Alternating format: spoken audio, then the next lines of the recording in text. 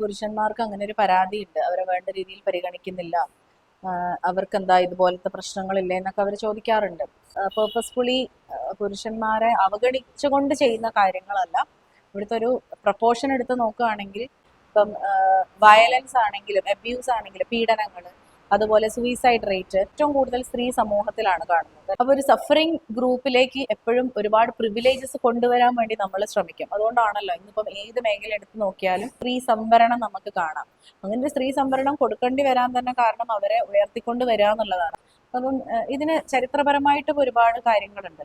പണ്ട് കാലം മുതലേ പുരുഷന്മാർ വളരെ സ്ട്രോങ് ആയിട്ടുള്ള സ്വയം പര്യാപ്തരായിട്ടുള്ള ആൾക്കാരായിട്ടാണ് സ്ത്രീകളെ ഒരു ദുർബല സമൂഹമായിട്ടുമായിരുന്നു കണ്ടിട്ടുള്ളത്. ഒരു യുദ്ധം വരുമ്പോഴൊക്കെ ഏറ്റവും കൂടുതൽ സഫർ ചെയ്തിരുന്നത് അന്നത്തെ സ്ത്രീകളായിരുന്നു. എവിടെയാണോ പ്രശ്നങ്ങളുള്ളത് അവിടേക്ക് നമ്മൾ സ്വാഭാവികമായിട്ടും കൂടുതലൊന്ന് ശ്രദ്ധിക്കും. അപ്പൊ ആ ഒരു ശ്രദ്ധയുടെ ഭാഗമായിട്ടാണ് ഇത്തരം പ്രോഗ്രാംസ് ആണെങ്കിലും മറ്റു കാര്യങ്ങളൊക്കെ നമ്മൾ കാണുന്നത്. ഒരു പ്രോബ്ലംസ് വന്നു കഴിഞ്ഞാൽ ഒരു സഹായം ചോദിക്കാനുള്ളൊരു ടെൻഡൻസി പുരുഷന്റെ ഭാഗത്ത് വളരെ കുറവാണ്.